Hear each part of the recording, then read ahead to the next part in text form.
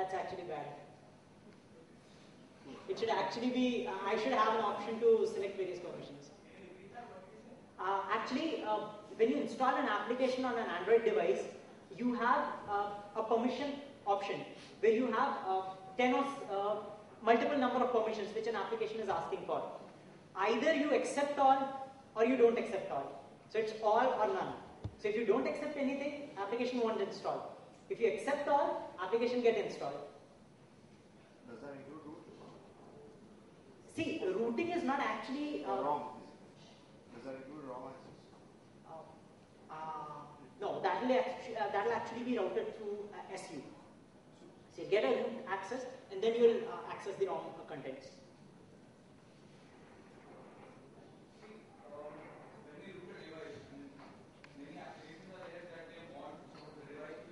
Yeah.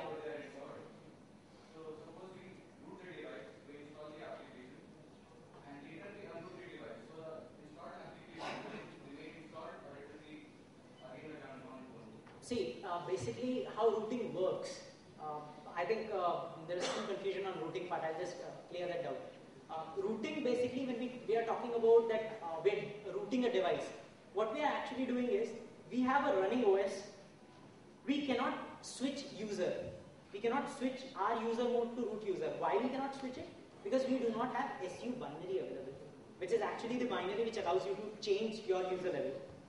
So when we talk about rooting a device, we are talking about running an exploit which actually gives us a temporary root access and then pushing the SU binary into proper path, giving it proper permissions, as in giving it sticky bit. And when we have set that up, any application which wants to access root can just say runtime.run SU, and you are inside root mode. So when we are talking about unrooting, we are actually talking about removing that SU binary. So that application itself cannot work now, because application every time will call SU and then it will get back to the root mode. Yeah.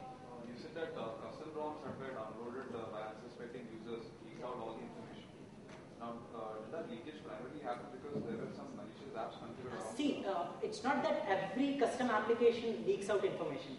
I'm just giving a case wherein people are finding lots of ROMs which are alright. I'll give you a correlatory example. Everyone uses Windows. Lots of them have pirated copies of Windows. Lots of them download those copies from various torrents.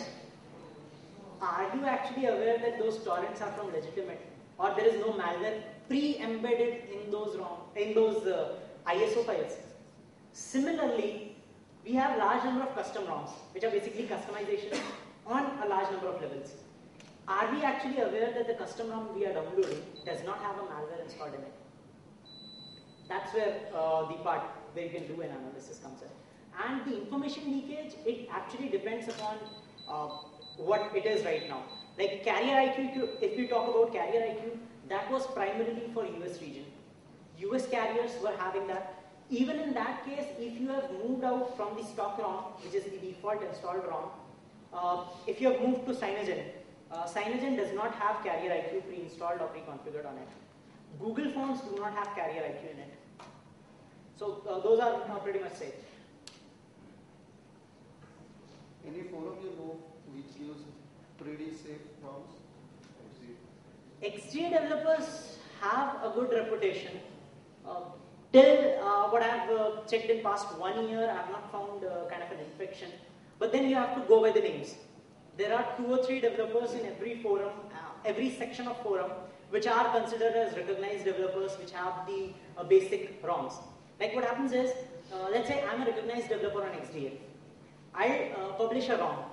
Now what happens is, someone just downloads that ROM, using this ROM kitchen, adds a malware, pushes it across as a customized version of my ROM. And now people are downloading it because that looks cooler than my ROM. So that's where the difference comes in. Whom you want to believe? You want to believe the actual author, or you want to believe the person who has modified it? And if that person has a reputation behind it, then again, it's actually a choice of your own.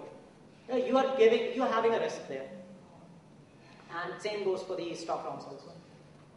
Would such a malware uploaded by the kitchen be in the form of an app, or It could be anything. See, we were talking about rootkits. It could be as simple as you have a BusyBox installation, which is pre-rooted, or rootkit pre-embedded in it. Or you could have an APK installed on your machine. APK installation on a ROM level is as simple as putting an APK into a particular folder. That's it. That's all you need. Just reboot it, that application gets predefined permissions and is installed and ready to use.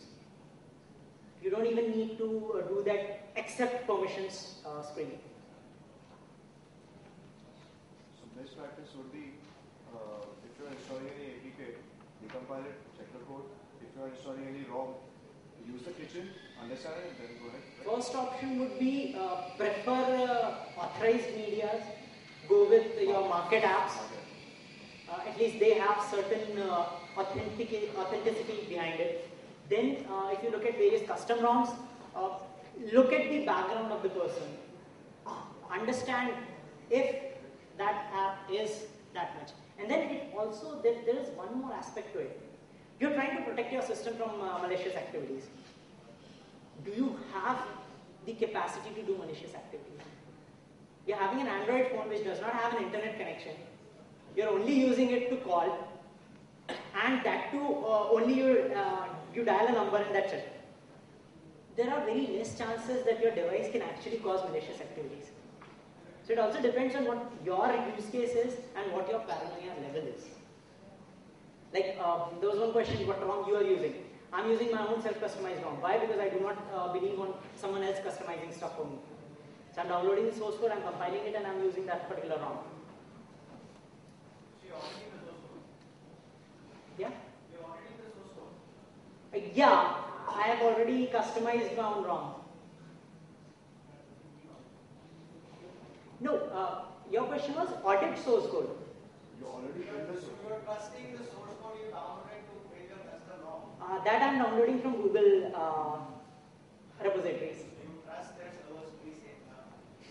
Then you have the source codes, you can analyze them. At least you have the source codes, you have the capacity to analyze it. Are you doing that since you're like an expert in this field? No, I do not claim to be an expert on this field, but yes, I'm actually trying to look out what I'm installing. That's one thing that I'm trying to do. It's a, what we say, a very cumbersome practice, but yes, I'm trying to do it. Second part of the question, do you monitor what kind of outbound data goes out of your phone? Yeah. How do you do that? There are various proxies, like proxies are configured on it, and you can even have T-sharp available on your device. You can just keep it running in the background, it will create a PCAP file, you can analyze it later on. Have you done that at all? Yeah.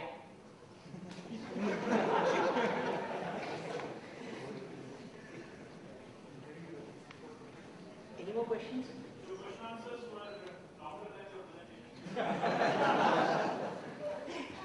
Actually, the presentation was more of just the names, like these are available.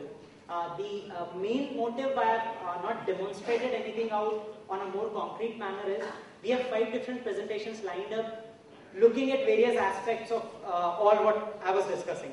So instead of me going through all the walkthroughs and wasting dual time of yours, I thought that, okay, I'll leave that part. You know that these tools are available, how to use it, how you can use it or handle it out, other presentations are there. Don't worry, I did some live presentation, live demos, instead of you. I wish people like that. Alright. Yeah, that one I also like. How Yeah. far is it like Linux? How far is it like Linux? Like I heard that they just rewrote Linux or the kernel from JavaScript using Java. See, it's basically you have a Linux kernel, an ARM compiled version of Linux kernel optimized for ARM processors. That is part one. Then you have a jar file framework which allows you to interact from a Java GUI framework to your kernel. So it's basically GUI in Java on top and Linux kernel on bottom. That's it. They use an actual Linux kernel. They use an ARM compiled version. It is a Linux kernel. Yeah, it's a Linux kernel. They have some drivers or some headers added to it which are required for device interaction. that's there, then it's the normal Linux kernel.